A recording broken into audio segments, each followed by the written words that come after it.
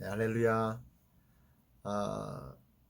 눈이 갑작스럽게 1년 동안 와야 될 눈이 하룻밤새 이렇게 너무 많이 와서 교회에 갈 수도 없는 상황이라 집에서 이렇게 녹화를 하게 됐습니다. 뭐 화질 면에서 많은 차이가 있을 거고요. 이 뒤에 보이는 지도는 한 10년 전에 그 과타말라에 선교 갔을 때에 그 교회 목사님이 과타말라를 위해서 기도해 달라고 주신 예, 제 서재에 이렇게 지도가 걸려 있습니다. 오늘 이 말씀을 통해서 이 성육신의 좀 의미가 우리 삶에 어떤 의미로 다가오는지 함께 말씀을 나누려고 하는데요. 지난주에 제가 빌립보서 2장은 굉장히 중요한 그 장이라고 말씀을 드렸는데 어쩌면 이 말씀 때문이라 저는 그렇게 생각을 해요.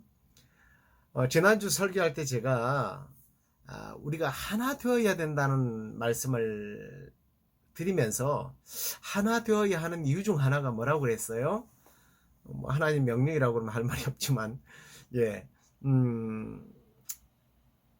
우리는 세상과 사탄이 하나가 되어서 우리를 공격해 온다라는 말씀을 드렸습니다. 공동의 적을 두고 있는 거죠. 나는 지금 괜찮다라고 생각할지 모르겠지만 시험에 들어서 실패하는 내 형제 자매들이 있으면 그 실패가 곧 나의 실패로 곧 다가오게 된다는 거예요.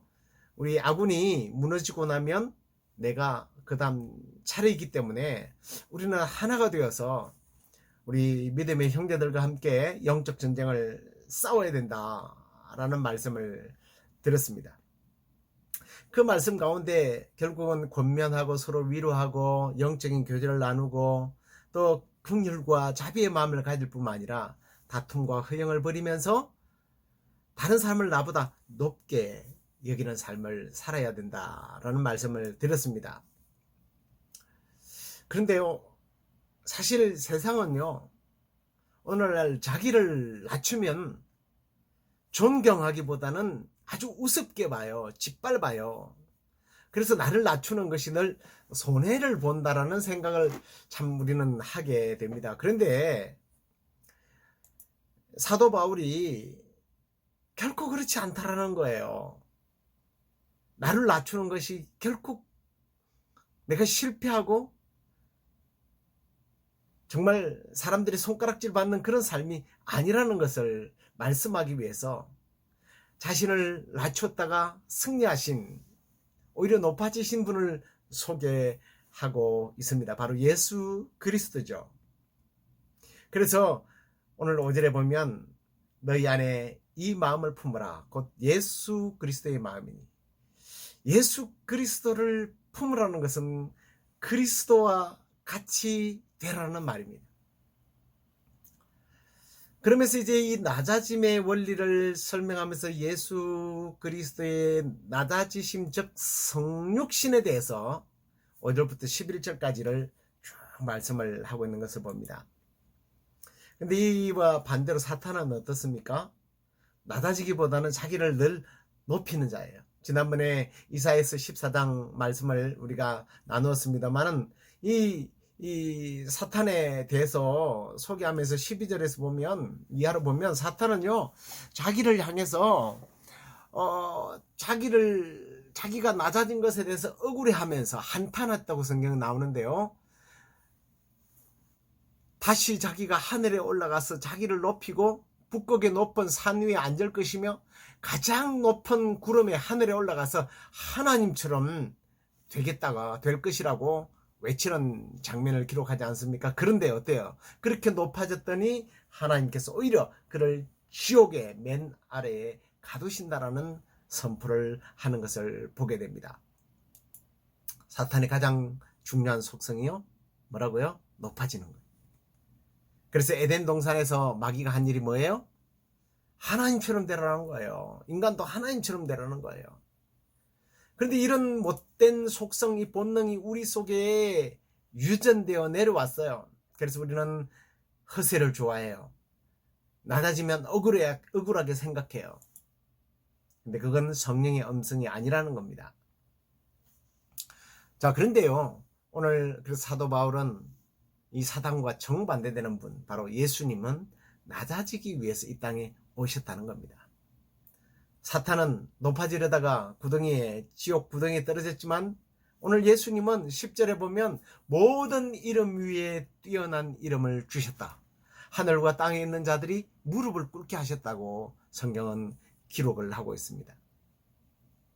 자, 그러면 이제 실제로 예수 그리스도의 그 낮아지심이 구체적으로 어떤 것인지를 좀 살펴보려고 합니다. 6절 말씀 보면 그는 근본 하나님의 본체시나 하나님과 동등됨을 취할 것으로 여기지 아니했다라고 말씀하는데, 여기서 이 하나님과 본체라고 하는 이 말을 잘 우리가 이해하셔야 돼요. 제가 이제 헬라를 잘 모릅니다만 이걸 꼭 살펴야 하는 이유가 있어요. 이 헬라의 이 몰페라고 하는 이 말은요, 본질을 내적으로 소유했다라는 말이에요. 어떤 말인지 이해가십니까? 이게 A예요. A. 그리고 B입니다. 자, A가 가진 본질을 B가 내적으로 소유했다고 해서 똑같다 라고 말할 수 있나요? 아니죠. 재질과 양과 목적이 다를 수 있습니다. 쉽게 예를 들어 볼까요? 칼은 본질적으로 자르는 거예요. 근데요, 이게 재질에 따라서 또는 어떤 목적으로 쓰여지느냐에 따라서 완전히 달라지는 거 아니에요? 주부가 들게 되면 가족을 위해서 맛있게 요리를 하는 그런 칼로 바뀌어요. 군인이 가지면 나라를 지킬 수가 있어요. 의사가 가지면 생명을 살립니다. 근데 강도가 들고 있으면 곤란하죠. 본질은 같지만 이런 재질과 양과 목적에 따라서 달라질 수 있어요. 삼위일체가 여기에서 우리가 분명하게 좀 이해를 해야 되는데요. 삼위일체를 이 본체를 잘못 이해하게 되면 삼위일체를 잘못 이해하게 돼요. 이런 겁니다. 하나님이 전지전능하시기 때문에 그 본체를 잘못 이해하면 말이죠. 하나님이 전지전능하시기 때문에 이 땅에 자신이 예수님의 모습으로 오기도 하고 성령님의 모습으로 오기도 하고 하나님의 모습으로 온다라고 이야기하면 이걸 뭐라고 부르냐면 우리는 단일신론이라고 말해요. 하나님은 똑같은데 역할에 따라서 그때그때마다 모습을 바꾼다는 거예요. 이게 왜 이런 생각을 하느냐면 이 하나라고 하는 개념을, 하나님 한 분이라고 하는 개념을 숫자적으로 생각해서 이런 오해가 생긴 겁니다. 이런 오해를 가지게 되면 어떤 일이 발생하는지 어떤 분이 설명을 했는데 제가 동감했어요. 예수님께서 겟세마네 동산에서 이제 기도를 하시잖아요. 하나님 내 뜻대로 마옵시고 아버지의 뜻대로 하옵소서 하고 막 기도를 하면 하나님이 지금 예수님 대해서 기도를 하니까 하늘에서 대답을 하려면 어떻게 해야 돼요? 하나님이 얼른 올라가가지고 하늘에서 그래 내 뜻대로 너는 십자가를 져야 돼 라고 이야기를 한다는 거예요. 이게 말이 되는 거예요? 말이 안 되죠. 상식적으로. 오늘 여기 본체라고 하는 이 말은 본질적으로 내적으로 같이 본질을 내적으로 그냥 소유했다라는 그런 의미예요. 이게 또 이해가 될지 모르겠습니다. 우리가 일심동체라는 말을 하잖아요. 부부가 하나다. 또는 우리 교회가 하나다라는 말을 여러분 숫자적으로 이해하십니까? 1 더하기 1이에요? 그래서 1인가요?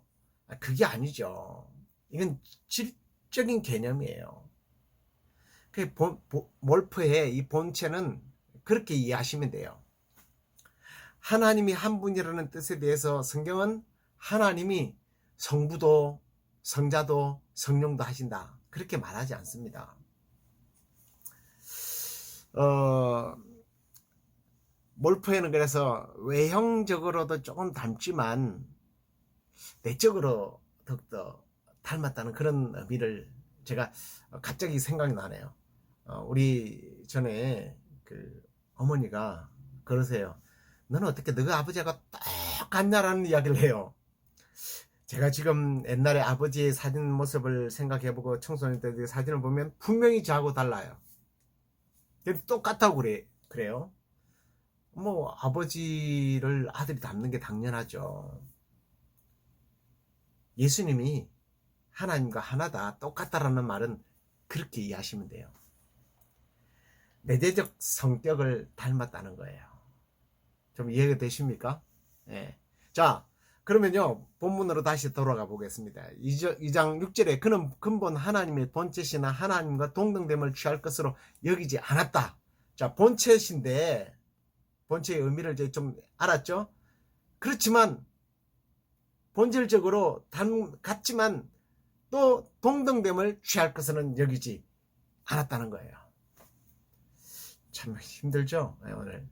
중요합니다. 성경은요, 너무 막 힘들고 복잡한 건 이런 의미예요. 너무너무 중요하다라는 거예요. 자, 여기서 이제 동등이라는 말이 나오는데, 이 소스라고 하는 말이, 이 소스, 예.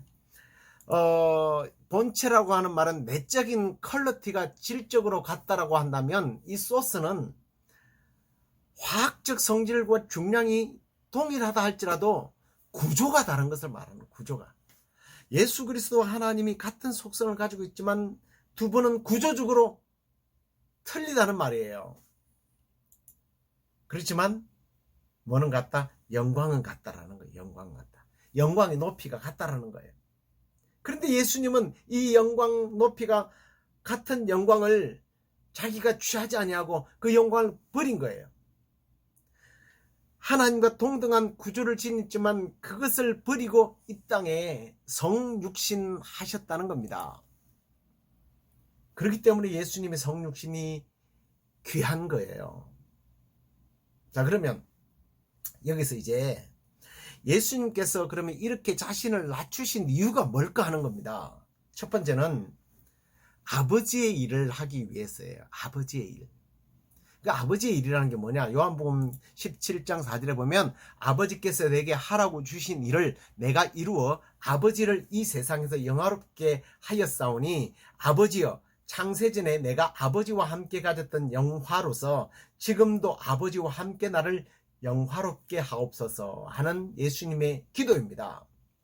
여기 5절에 보면 예수님은 창세전에 좀 전에 말씀드렸던 그거예요. 하나님과 영화로운 영광의 자리에 함께 계셨어요. 그런데 그 영광을 버리고 이 땅에 오셨다는 겁니다. 무엇을 하기 위해서?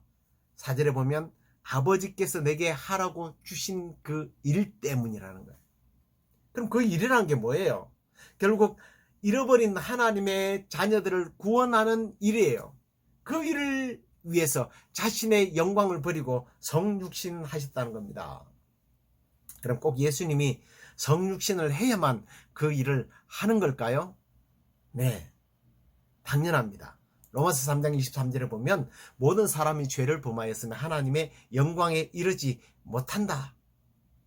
못하였다라고 분명히 기록합니다.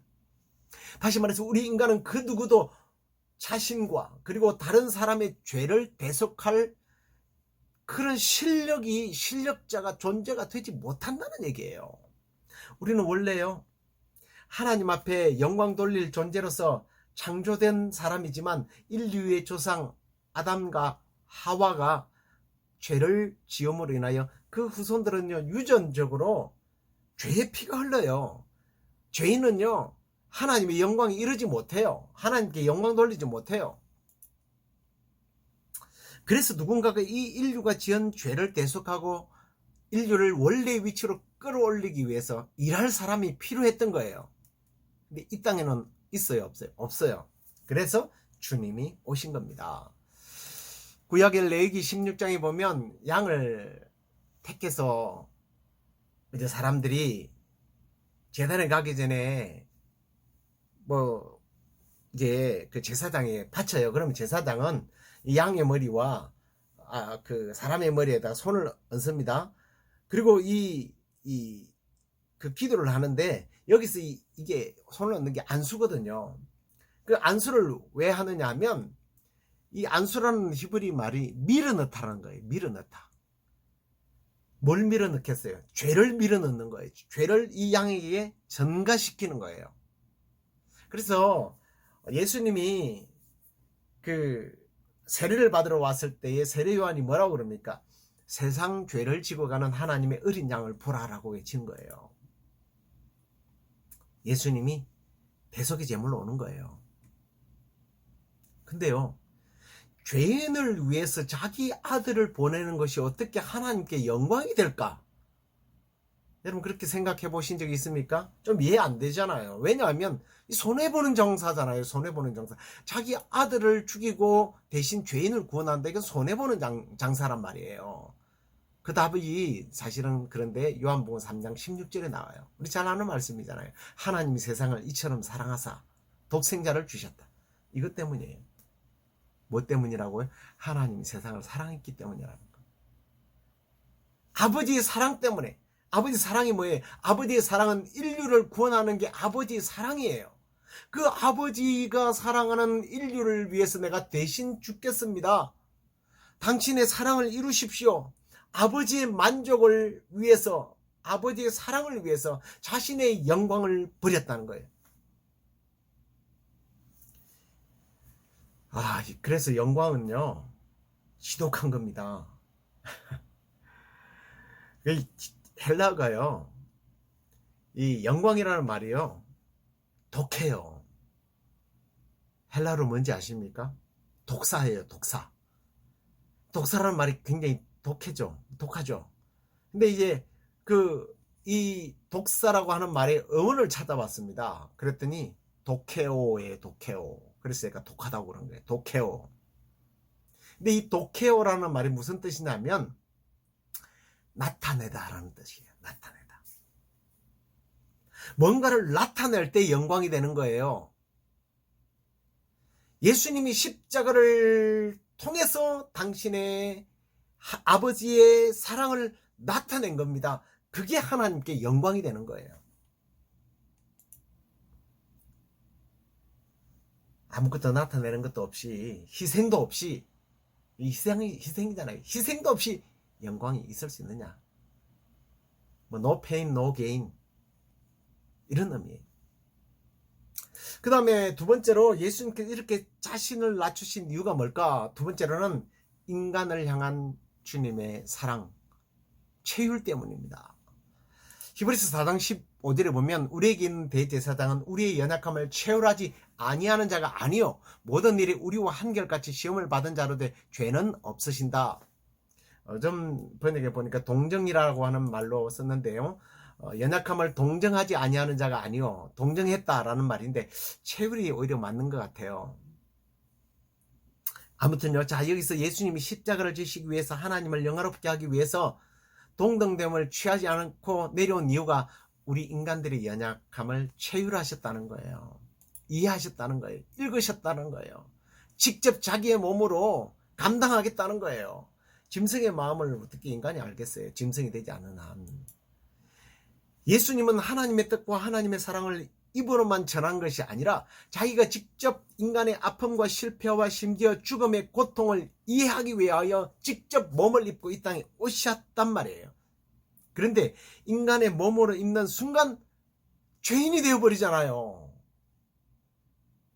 그게 문제란 말이에요. 죄인은 하나님의 영광에 이르지 못해요. 그래서 예수님이 특별하게 오신 겁니다. 남녀의 결합을 통해서 오신 것이 아니라 남녀의 결합이 있는 순간 아담과 하와의 그 피가 유전되기 때문에 예수님은 처녀의 몸에서 이 땅에 오신 거예요. 그렇지만 그 몸 안에는, 몸은 인간의 몸이지만 그 안에는 하나님의 본질이 그 안에 풍성하게 완벽하게 완전한 신성으로 충만했던 거예요. 그러면서도 우리가 겪는 눈물과 고통과 아픔과 시험을 직접 받으시고 그 모든 것들로부터 승리하여 주신 겁니다. 우리도 승리할 수 있도록. 세 번째, 자신을 낮춘 이유는요, 본을 보이기 위함이에요.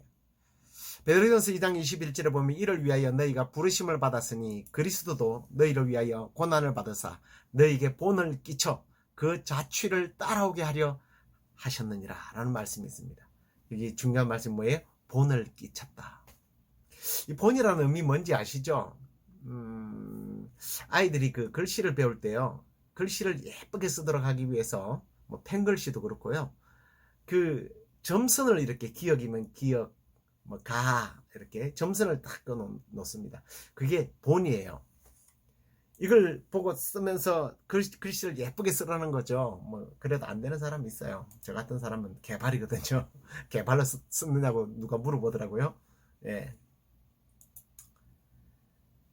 여러분, 본이라는 게 그만큼 중요하단 말이에요. 오늘 주님이요, 이 땅에 육신의 몸을 입고 오신 것은 우리에게 본이 되기 위해서라는 거예요. 어떤 본이에요? 주님을 따라 십자가를 통해서 자기를 낮출 때에 하나님께는 영광이 되고 우리 자신도 높아질 수 있다는 거예요. 사랑하는 성도 여러분, 우리 예수님께서 이 땅에 오셔서 그렇게 사셨던 것처럼 우리는 우리 자신을 낮추어서 하나님의 일을 나타내야 돼요. 드러내야 돼요. 하나님께서 사랑 때문에 자기 아들을 보내주신 그 일, 또 그 일을 위해서 자신을 낮추고 우리를 체류하셔서